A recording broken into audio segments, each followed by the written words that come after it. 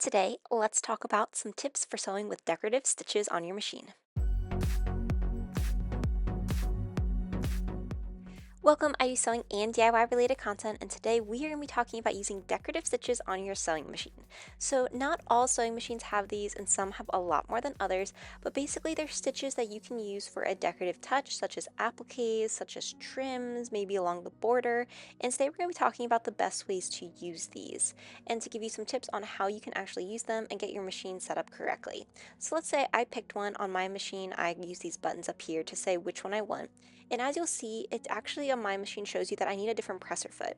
Now the presser foot for this can vary. My machine has this version where it's actually clear on the front, and then what's happening though is underneath there is a channel or a groove.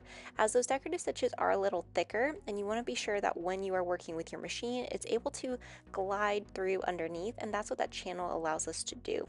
As you can see for a lot of these, like if I did the star one, you're going to have like a row of stars. Now you could also use an open toe embroidery foot or just an open toe foot. They come both in clear and metal, and those would help as well because they do have that same channel underneath. And the clear, you'd be able to see the whole time what your stitch is doing. So as far as which ones to use, it really does come down to a matter of personal preference and just testing it out and playing around. Today, I'm going to use the one that did come with my machine. So for this, all you need to do is really clip it into place. That's how the presser feet on my machine work, is I just clip them in, but be sure to check and do a little test for your own machine as well. So now I have some little test fabric, and I'm going to use black fabric, and I'm going to do this in white so it's very easy for you to see. And now I'm just going to get started. Now when you are doing your test swatch, it's really important to think into account of what type of fabric you're using. So I'm using a very lightweight material, and this can actually be very problematic because it doesn't have enough tension or support to actually be able to work with that stitch. So what we're going to see is it's going to be puckering a little, and the best way to overcome that is by using some sort of stabilizer or interfacing underneath your fabric so that you are able to have the stitch come out just as you would hope, and that will help it not pucker as much. In addition, as you can see, this is in real time. I'm going pretty slow, and for these stitches, you do want to take your time. You don't want to rush it. You don't want to try to pull your fabric through. You really want to let the feed dogs on your machine guide the fabric, and this is a great way for also testing to be sure that what's happening is what you would expect to see. So once I get to the end of this, I'm now going to look. So here is what my stitch looks like. It actually looks really nice, but I am able to see that puckering. I know it's a little hard with the black fabric, but it's there. So adding that interfacing would have helped that overall. Now, when I was going through with this, one thing that when I was on the sewing machine is I really was paying attention to the fabric, not necessarily the stitch.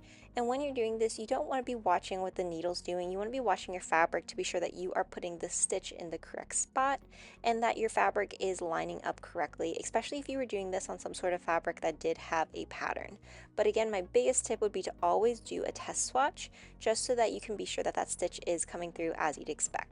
Now, there's so many different fun decorative stitches, and I know a question that I had and I've seen others have as well is when is the best time to use these or different circumstances?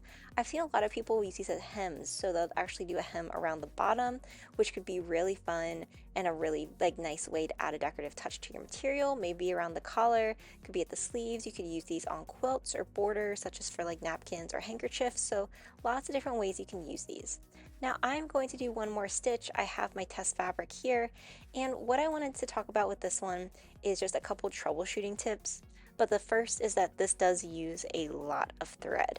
So you are going to be going through a lot of thread if you're using this, especially if it's around like a hem or a border. So be sure you have a lot of high quality thread available if you want to use one of these stitches. In addition, because of how this works, especially for computerized machines, I think that most of the time these stitches come on computerized machines. Be sure your machine is clean. So if you start to notice that it's struggling trying to pick up any of those stitches or you're skipping stitches, my biggest suggestion would be to clean your machine and remove any lint that may be in the bobbin or any dirt or grease that may be at the top so that you really have the smoothest playing field that you can. So now for this one, I'm going to take it off, and as you can see, this had a really fun design as well.